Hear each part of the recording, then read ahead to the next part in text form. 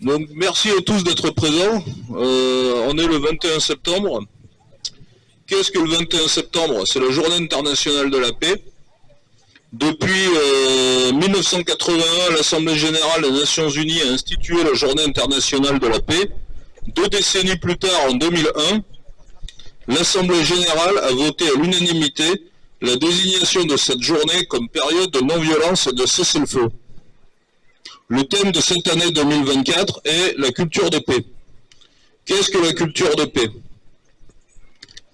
Cette année marque le 25e anniversaire de l'adoption par les Nations Unies du programme d'action sur une culture de paix.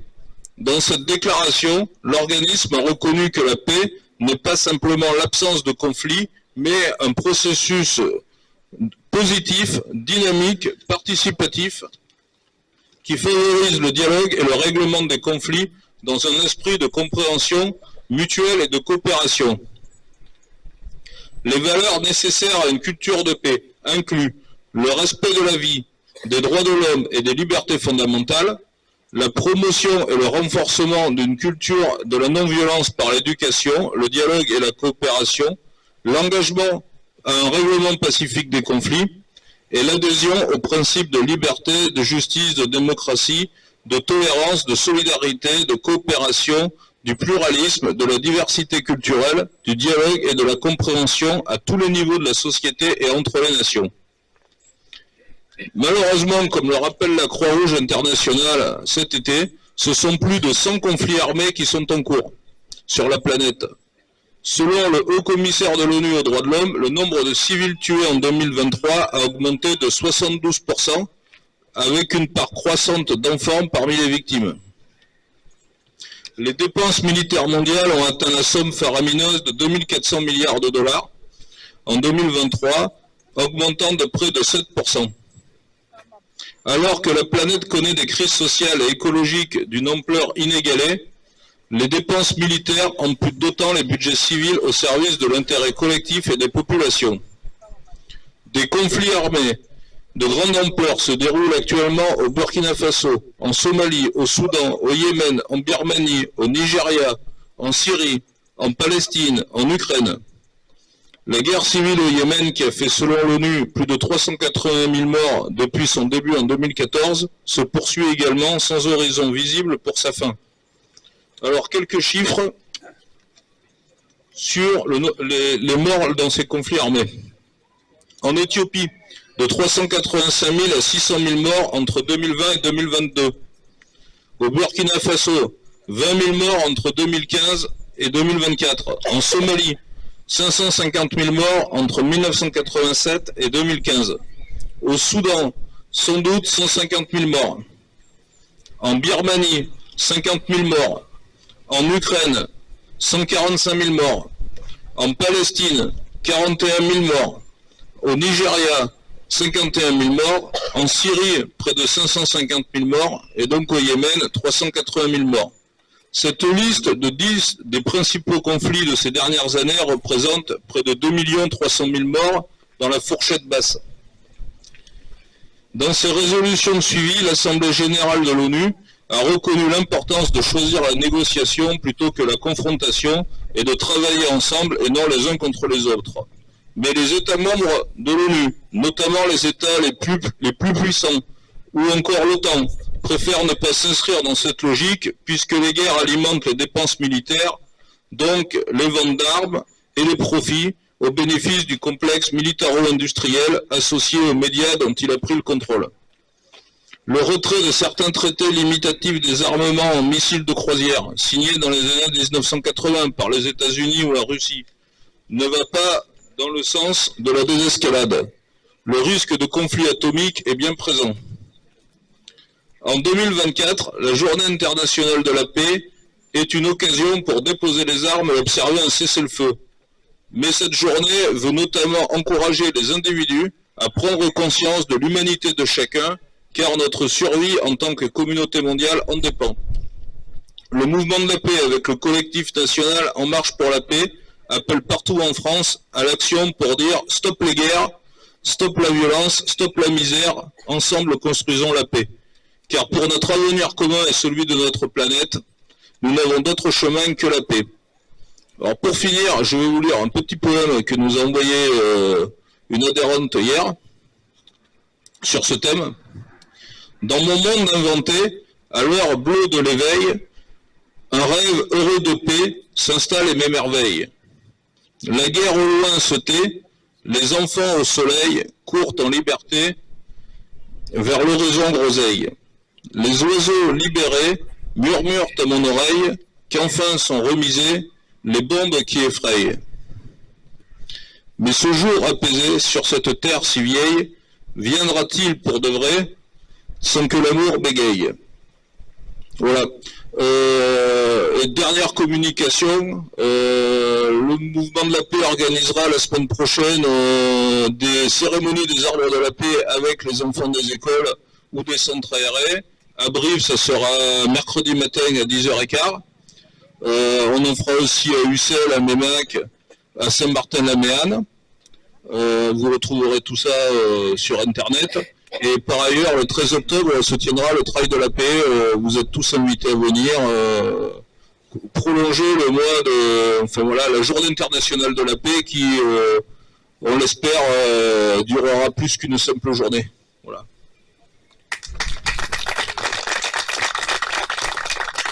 Alors, pour la suite de la cérémonie, on a prévu que les organisations qui le souhaitent puissent s'exprimer. On a prévu de donner 3 minutes par organisation pour éviter des discours trop longs. Moi, j'ai sûrement été trop long. Voilà. Mais je faisais l'introduction. Et donc, je remercie déjà toutes les organisations qui ont accepté d'être présentes. Et je laisse la parole à qui la veut. On n'a pas prévu d'ordre protocolaire. Ah, la libre pensée.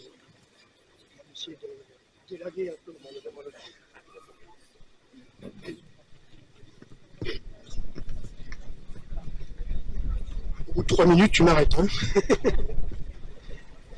Pour la libre pensée, citoyens, citoyennes, chers amis, chers camarades, la libre pensée qui participe à tous les rassemblements le samedi matin pour le cessez-le-feu en Palestine depuis octobre se prononce clairement contre la guerre et pour la paix immédiate, pour le droit des peuples à disposer d'eux-mêmes, contre le droit de l'impérialisme à disposer des peuples. La guerre est partout, présente sur les continents, et quand elle n'est pas là, les forces réactionnaires la préparent, en sous-main. La crise du capitalisme est si profonde que la seule solution pour continuer la recherche effrénée de profits capitalistes, entraînant une destruction massive des acquis de civilisation, est en marche la guerre. Sous la pression des États-Unis et de son bras armé, l'OTAN, les budgets d'armement militaire explosent littéralement dans tous les pays. En France, la récente loi de programmation militaire chiffre à 414 milliards d'euros le budget pour préparer la guerre, alors que les services publics vitaux pour les besoins de la population sont supprimés par centaines. De plus en plus des manœuvres militaires se font avec un objectif, combattre l'ennemi intérieur aussi bien que l'ennemi extérieur. Nous vivons une période semblable à celle des années 30, que les historiens ont appelé la montée des périls. Les provocations ne cessent de voir le jour, en Ukraine, en Russie, en Palestine, au Moyen-Orient, en Amérique latine, en Afrique, en Asie. Aucun continent n'est épargné de la folie guerrière. Les peuples sont opprimés, réprimés, parfois génocidés pour des intérêts économiques, politiques, militaires. Ce monde inquiet sent la poudre. Le droit des peuples à disposer d'eux-mêmes est foulé aux pieds et bafoué. Les peuples deviennent des variables d'ajustement des besoins capitalistes et impérialistes de toute nature. Le droit du plus fort imposé par les bombes, le canon, le sang, la misère et l'exploitation, et le droit de l'impérialisme, de tous les impérialismes, à disposer comme ils l'entendent des peuples et de leur destinée, et ce de l'Ukraine à la Palestine, en passant par le Venezuela et l'Afrique subsaharienne. Le grand poète allemand Friedrich Hölderlin proclamait que là où on croit le danger, croit aussi ce qui sauve.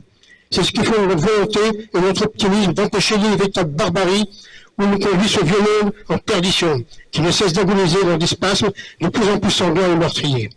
Si les guerres sont devenues de plus en plus terribles, elles ne sont pas devenues plus rares, bien au contraire. Partout la révolte grande pour refuser l'inacceptable. Sur tous les continents, l'indignation soulève des peuples entiers contre le génocide du peuple palestinien à Gaza, qui s'étend maintenant en Cisjordanie, dans les terres occupées par les colons sionistes.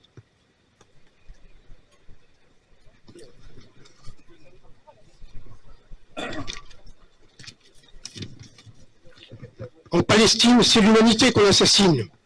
L'urgence est là depuis des mois alors que les statistiques morbides s'égrènent comme une terreur sans fin. Depuis août, les agences des Nations Unies déplorent la mort dans les territoires de Gaza réduits en cendres. 40 000 Palestiniens, quelques 10 000 autres gisant sous les décombres. Elles annoncent plus de 90 000 blessés. Des milliers d'enfants subissent des amputations sans anesthésie. Des milliers d'autres sont devenus orphelins. Tous sont polytraumatisés.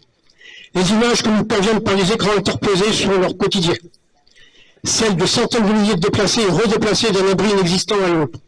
D'enfants recueillant un peu d'eau insalubre dans une flaque boueuse, s'alignant dans l'espoir de remplir une gamelle, suivant la larme de linceul de leur mère, ou ouvrant leurs yeux immenses dans leur visage émacié par les jours de famine attendant la mort. Toutes les agences internationales et organisations non gouvernementales alertent depuis des mois. 82% des infrastructures de santé sont détruites ou endommagées. 88% des infrastructures scolaires. 60% des infrastructures d'accès à l'eau. La crise sanitaire se conjugue à la crise humanitaire. En Cisjordanie occupée, au 16 août 24, plus de 600 personnes assassinées par des colons et l'armée d'occupation, plus que toute l'année précédente, pourtant la plus meurtrière depuis la seconde intifada. La qualification par la Cour internationale de justice de risque de génocide est bien réelle. Et pourtant, le gouvernement d'extrême droite de Netanyahou, lui-même visé par la CPI, bénéficie du silence et surtout de la complicité des pays qui se disent occidentaux. La politique génocidaire du gouvernement israélien s'appuie allègrement sur la honteuse campagne qui, en France, accuse d'antisémitisme toute personne qui ose déclarer son empathie pour le peuple palestinien. Nous le disons haut et fort, ils ne nous feront pas taire. Le pire serait l'oubli et la banalisation des bombardements et des massacres d'une population majoritairement composée de femmes et d'enfants. Tous les jours, on nous informe qu'il y a dizaines de morts à Gaza, mais aussi en Cisjordanie, occupée, où la colonisation avance à un rythme effréné. Et cela malgré la condamnation de l'occupation et de la colonisation par la Cour internationale de justice. Depuis des mois, en plus des victimes directes des bombardements, se développent des maladies infectieuses et une famine infantile insoutenable. Rien ne peut justifier ces massacres, ces destructions, ce génocide. C'est des grosses minutes, mais t'en es qu'à deux.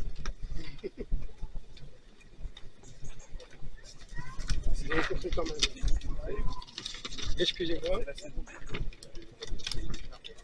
Selon la rapporteure spéciale des Nations Unies pour les territoires palestiniens occupés, Francesca Albanese, affirme dans un rapport qu'il existe des motifs raisonnables de croire que le seuil indiquant qu'Israël a commis un génocide est atteint à Gaza. Si le terme de génocide est chargé politiquement, sa définition légale n'appartient pas au peuple juif. Avant eux, les Allemands avaient déjà commis un génocide contre le peuple des Héréros en Namibie, entre 1904 et 1908.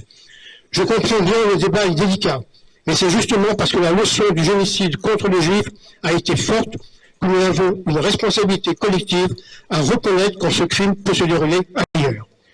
Fin de citation. Alors, à qui appartient la Palestine? À ceux qui y vivaient et y travaillaient avant la déclaration de Balfour de 1917, qu'ils soient musulmans, juifs, chrétiens, d'autres croyances ou laïcs. Tous ceux qui sont venus coloniser et voler une terre qui ne leur appartenait pas après 1917 n'ont aucun droit supérieur sur cette terre. Le peuple palestinien n'a pas à payer pour un crime commis par les uns avec la complicité des autres. Le crime nazi ne donne aucune légitimité au vol des terres, à l'extermination des Palestiniens et à l'éradication des Palestiniens sur leur propre terre. Les 6 millions de Juifs assassinés par la barbarie nazie seraient révulsés que la même horreur soit accomplie en leur nom contre les Palestiniens.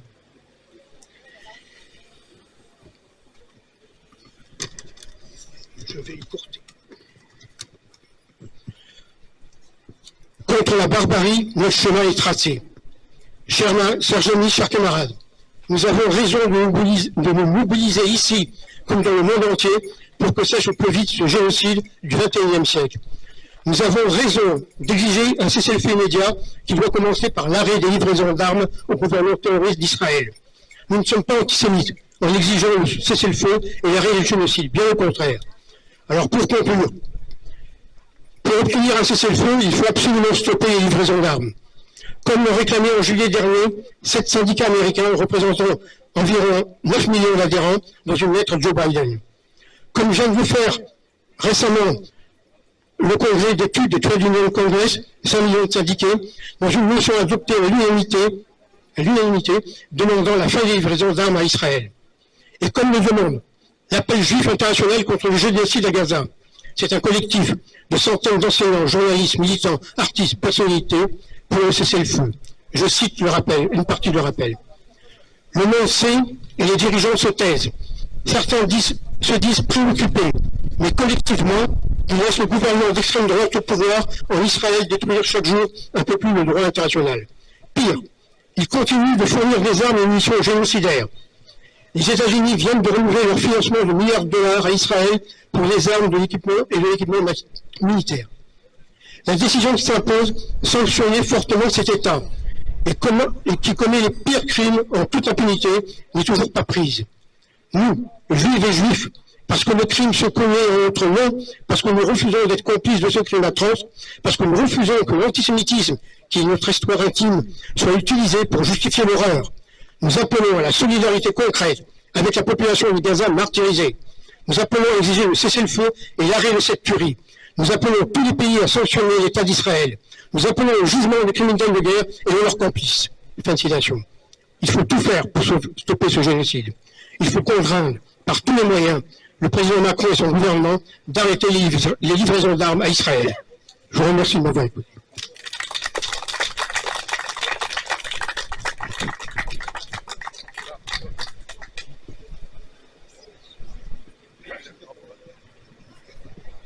Bonjour à tous, merci d'être venus. Léon Jouot, fondateur de la Confédération Générale du Travail Force Ouvrière, déclarait « L'Union des travailleurs fera la paix du monde. La paix est donc une revendication syndicale et doit rester une exigence, alors que le conflit russo-ukrainien perdure, atteignant maintenant le million de morts, et que la population de Gaza est massacrée, livrée à la mort, à la famine et aux épidémies.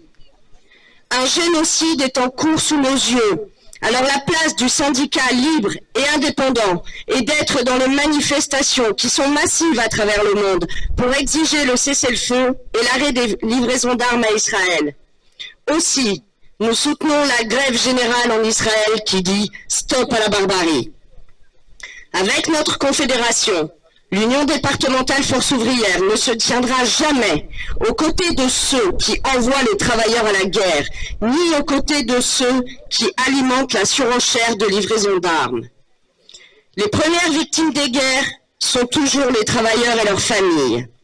Nous dénonçons la mise en place d'une économie de guerre voulue par le gouvernement Macron, comme l'a reconnu Bruno Le Maire lors de son audition par le Sénat, puisqu'elle impacte l'ensemble des autres ministères et les services publics.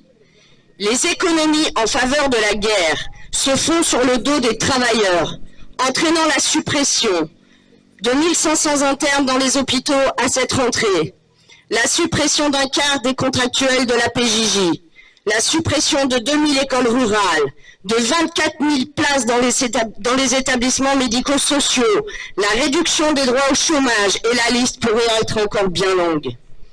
Les résultats des 3 dernières élections sont un camouflet pour la politique de Macron.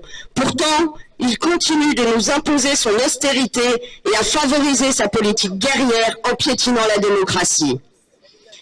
C'est pour cela que l'Union départementale Force ouvrière appelle à rejoindre les manifestations organisées chaque samedi matin depuis presque un an pour exiger le cessez-le-feu total et immédiat à Gaza, en Ukraine comme partout dans le monde, l'arrêt des livraisons d'armes à Israël, la libération des otages israéliens et des prisonniers palestiniens.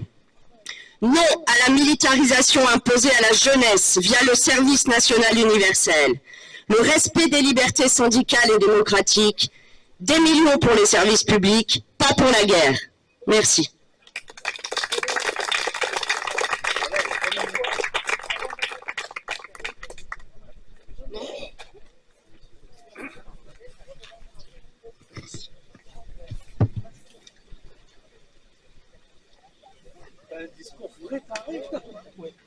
Oui, j'ai écrit quelque chose, ce qui est étonnant, mais bon, on ne rigole pas avec la paix. Mes chers amis, mes chers camarades, y a-t-il plus doux et amer qu'un rassemblement pour la paix?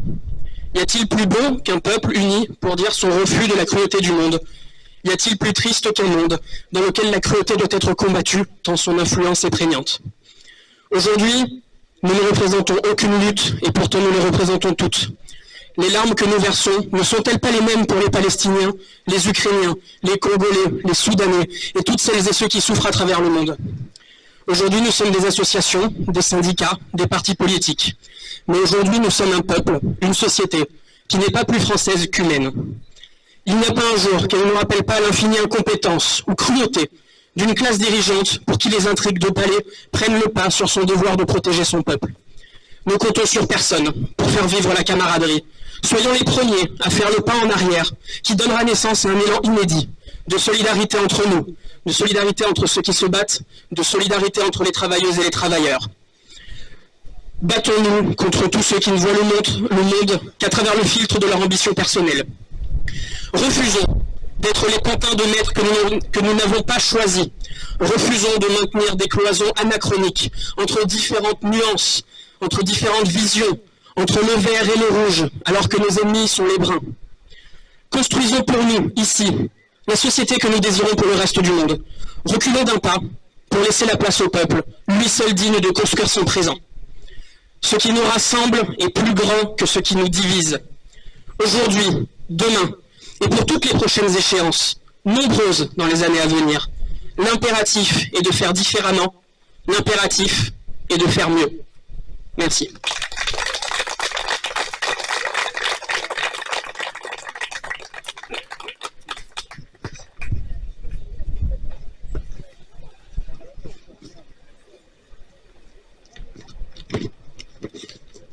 J'ai que 2 pages. Chers amis, chers camarades, nous sommes heureux de pouvoir nous réunir et célébrer avec vous tous, dans nos différences et nos diversités, la Journée internationale de la paix. Heureux d'être avec vous, mais triste de ce jour. Vous serez tous d'accord avec moi pour dire que malgré nos bonnes volontés, aujourd'hui n'est pas une célébration de joie. Nous ne célébrons pas l'avènement de la paix, malheureusement, et nous pouvons ne constater que l'escalade meurtrière de la violence à travers le monde. Je ne vais pas rappeler le nombre de morts qu'il y a eu. Voilà, Henri l'a très bien fait, et puis ceux qui ont pris la parole après Henri également. En premier lieu, nous avons une pensée grave et solennelle pour les milliers de victimes assassinées pendant ces conflits armés, ces guerres, ces représailles, ainsi que leurs familles. Au travers de ces quelques mots, nous voulons leur rendre hommage. Toutes sont des victimes, quelle que soit leur religion ou leur nationalité, qui n'aspiraient qu'à une seule chose, vivre en paix, vivre libre, vivre du mieux possible, le plus dignement qu'il aurait été possible d'espérer. Il faut aussi penser aux vivants, ceux qui luttent encore pour essayer de survivre, ceux qui demain ou après-demain tomberont leur tour sous les bombes ou la mitraille, ceux qui mourront de faim ou de soif dans les bras de leurs proches ou encore de la maladie. Nous tous, ici, autour de cet arbre, quoi qu'on en dise, et bien que nous sommes convaincus que l'idée de paix est un salut pour l'espèce humaine, nous restons impuissants à venir en aide à toutes ces personnes. Alors non, ce n'est pas un jour heureux pour la paix. Pas plus hier que demain. Et pourtant, elles sont nombreuses les voix qui s'élèvent pour défendre et promouvoir la paix. Associatives, syndicales, politiques, chacune à sa manière. Hélas, malgré nos efforts, à tous, la communauté internationale qui nous entend, mais ne nous écoute pas, reste muette et est impuissante à faire cesser les massacres. Surtout, elle est impuissante à raisonner les maîtres du capital, et plus particulièrement depuis que ce dernier est devenu le seul à régner sur l'économie mondiale. Oui, je vous parle de la mondialisation, dominée par les lois capitalistes, la guerre économique, les politiques d'austérité, la marchandisation maximale, l'affaiblissement des services publics, la course aux armements, la compétition pour le contrôle des ressources et des richesses. Excusez-moi. La course aux armements, des conflits et des guerres sans fin, la destruction à long terme d'écosystèmes entiers, avec tout leur cortège d'humiliation, de souffrance et de mal-être pour des milliards d'êtres humains. Et ils sont nombreux et ils se renforcent, ces avatars du capital. Ceux qui opposent les êtres humains entre eux, attisent la haine sous prétexte de différence ou par égoïsme,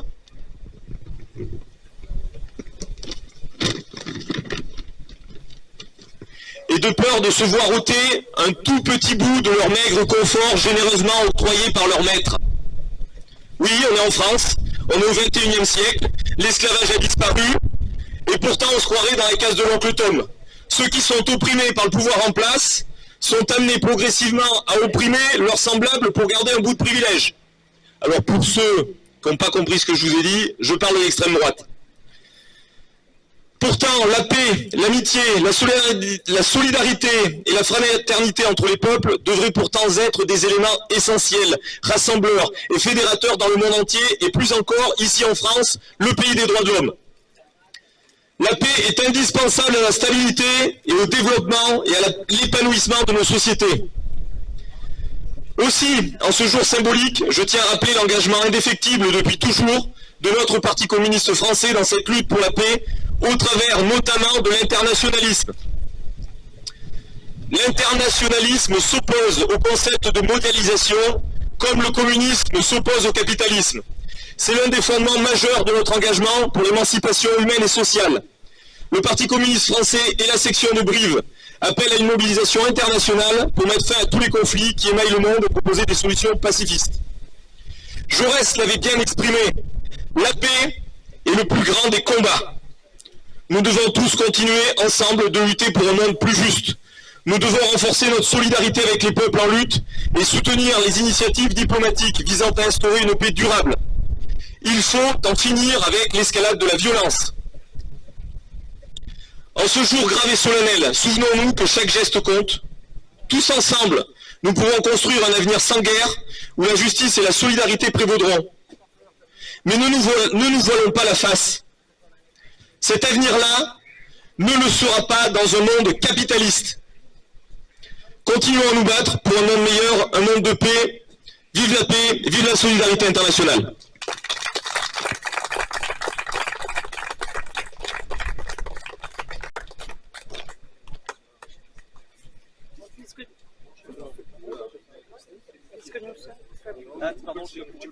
Oui,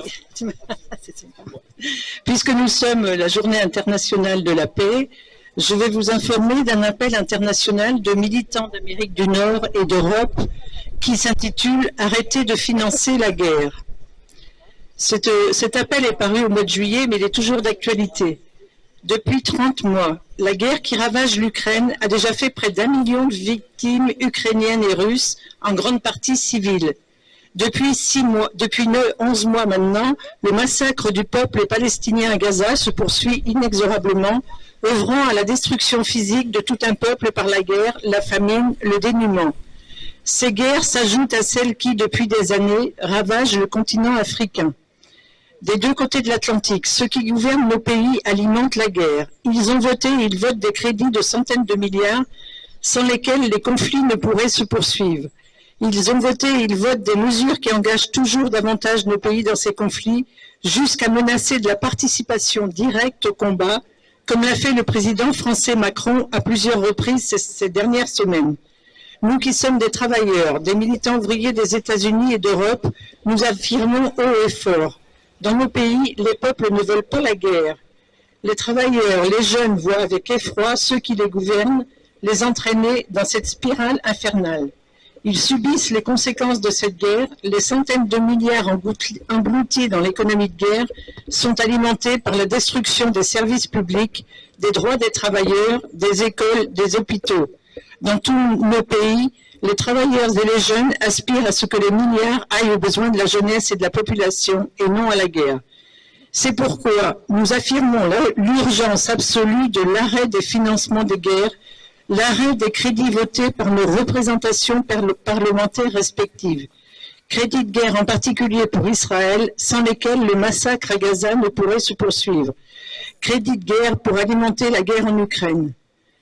Partisans de la paix, partisans de l'indépendance du mouvement ouvrier, nous voulons rappeler qu'il y a 109 ans sur le continent européen, les travailleurs et les peuples connaissaient une situation similaire. Il y a 109 ans, dans le petit village suisse de Zimmerwald, une première conférence socialiste internationale regroupait une poignée de militants ouvriers qui, en pleine tourmente, affirmait la nécessité de l'arrêt des combats. Au-delà de cela, il s'adressait pour un certain nombre d'entre eux, ce que l'on appelait la gauche de Zimmerwald, aux travailleurs en ces termes. Il ne s'agit pas de persévérer dans cette guerre criminelle, mais au contraire, de rassembler toutes les forces pour y mettre fin. L'heure a déjà sonné de le faire. Le premier pas dans cette lutte consiste à réclamer des députés socialistes que vous avez envoyés siéger dans les parlements pour combattre le capitalisme, le militarisme et l'exploitation du peuple, qu'ils fassent leur devoir. Que ceux qui ont jusqu'ici foulé aux pieds leur devoir en aidant la bourgeoisie dans sa guerre de rapine, ou bien déposent leur mandat, ou bien utilisent la tribune parlementaire pour démontrer au peuple le caractère de la guerre, aident la classe ouvrière hors du Parlement à engager la lutte. Refus des crédits de guerre. Nous le constatons, nous pouvons reprendre terme à terme les mots de 1915. Aux députés du Congrès des États-Unis, membres de Democratic Socialist of America, DSA, qui le 20 avril ont voté 61 milliards de crédits de guerre pour l'Ukraine et 8 milliards de crédits pour l'armement de Taïwan face à la Chine, aux députés du groupe socialiste et social-démocrate, du groupe La Gauche, dont ceux de la France Insoumise, du Bloco de Esquerda, qui au Parlement européen, à 32 reprises, et encore au mois de février dernier, ont voté des dizaines de milliards de financement de la guerre en Ukraine, nous disons, vous qui avez été envoyés siéger dans ces parlements pour représenter les intérêts des travailleurs face au capitalisme, au militarisme, à l'exploitation, vous qui jusque-là avez foulé aux pieds vos engagements en aidant à la guerre, au lieu de vous y opposer, il vous revient ou bien de déposer vos mandats, ou bien d'utiliser la tribune parlementaire pour démontrer au peuple le caractère de la guerre et engager la lutte. Oui, il faut rompre avec cette politique de guerre, avec le financement de la guerre et respecter le mandat qui est celui majoritaire des travailleurs et des peuples des deux côtés de l'Atlantique. Aucun soutien au chauvinisme, aucun soutien à nos gouvernements, aucun soutien à la guerre. Il est temps que cessent les combats et leur financement.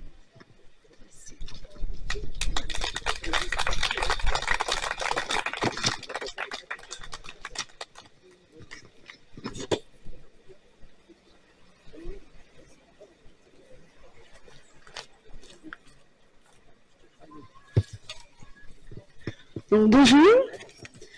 Alors, j'ai l'impression d'être une amatrice pour ne pas avoir préparé de papier, mais on ne va pas dire que c'est avec le cœur. Je m'inscris totalement dans tout ce qui a été dit auparavant, et donc je ne vais pas répéter parce que pour moi, le travail en équipe, c'est ça, c'est reconnaître la compétence des autres et apporter un complément. Comme vous le savez sûrement, je suis au parti politique qui s'appelle Génération.s, et ultérieurement, je prendrai la parole pour l'association d'éducation populaire Cap à Gauche. Et comme je voulais le dire, l'important pour travailler en paix, c'est de travailler en équipe, se comprendre, et notamment, ce que j'apprécie énormément, c'est les personnes qui parlent des sujets qu'elles maîtrisent. Donc j'adore quand Henri nous raconte l'histoire de la paix, quand Nicolas nous raconte que effectivement le capitalisme est au cœur de nombreux conflits et qu'on ne pourra pas pacifier notre planète sans ça.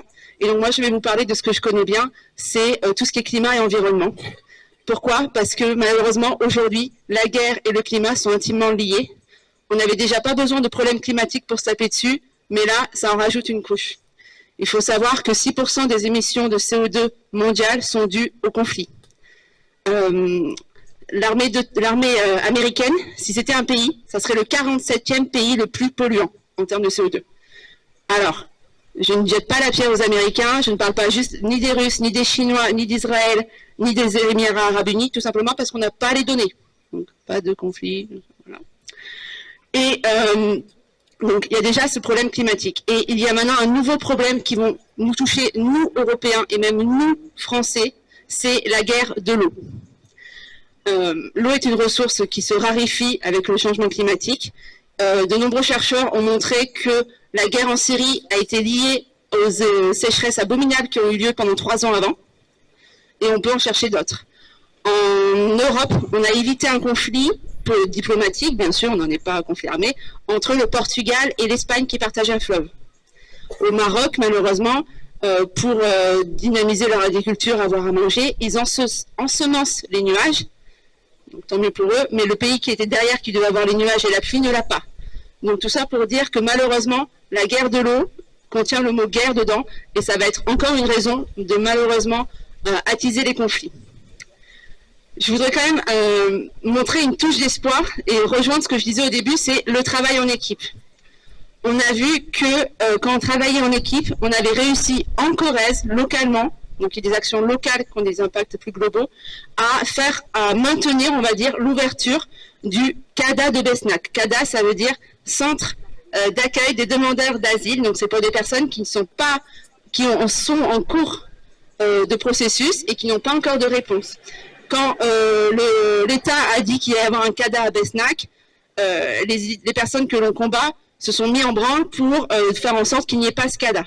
À l'inverse, nous, les forces de gauche et écologistes, on se sont mis ensemble, on a travaillé ensemble, on a mis de côté nos divergences, on a réussi à produire un tract, et il y a de nombreux collègues qui habitent près de Pompadour et du Besnac qui sont allés faire du porte-à-porte. Donc je pense à Eric qui nous a quittés, je pense à Jean-Philippe, je pense à Laurent, je pense à Karine bien sûr. Donc toutes ces personnes qui ne sont pas dans les mêmes partis politiques ou dans les mêmes organisations, elles se sont mises ensemble et elles ont réussi à apporter un peu d'espoir. Et on a vu que ce CADA de Besnac, une fois qu'il a été ouvert, il y a eu des femmes et des enfants en cours de demande d'asile qui y sont, et il ne se passe strictement rien. Et donc ce que je veux dire, c'est que quand on travaille ensemble, on arrive à montrer quelque chose. Et le CADA de Besnac, c'est important parce que avec les guerres, il y a des réfugiés. Avec les guerres climatiques, il va y avoir des réfugiés climatiques. Et je reprends la phrase de je ne sais plus qui, la France doit prendre sa part. La Corrèze doit prendre sa part. Et on est tout à fait capable d'accueillir les personnes qui ont dû quitter leur pays pour des motifs de guerre et des motifs de guerre climatique. Et pour rebondir sur ce qu'a dit Henri au début, comment on arrive à travailler ensemble? C'est l'éducation à la paix. L'éducation à la paix au niveau des enfants, c'est primordial, mais au niveau de tous. Peut-être qu'il faut changer le paradigme d'être tout le temps en compétition, que ce soit à l'école, en entreprise, en politique. Et donc ça passe aussi par mieux s'écouter, mieux parler, laisser un espace à la différence, et j'espère après amener d'autres profils. Moi, je me sens triste pour les Américains, dont la moitié des Américains se sentent représentés par Trump. Je pense qu'il y a peut-être des Américains de droite qui méritent mieux qu'à être représentants comme Trump. En France, je ne vais pas faire de parallèle, mais voilà. Donc j'espère que l'éducation à la paix, elle se fera dans toutes les strates de la société, et que n'hésitez pas, si vous avez des questions sur tout ce qui est climat et guerre de l'eau, on peut en discuter pour comprendre que c'est malheureusement une nouvelle composante des guerres. Je vous remercie.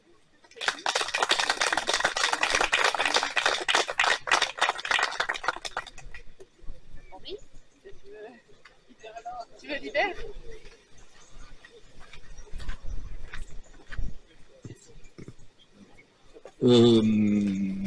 Est-ce qu'il y a encore des demandes de prise de parole?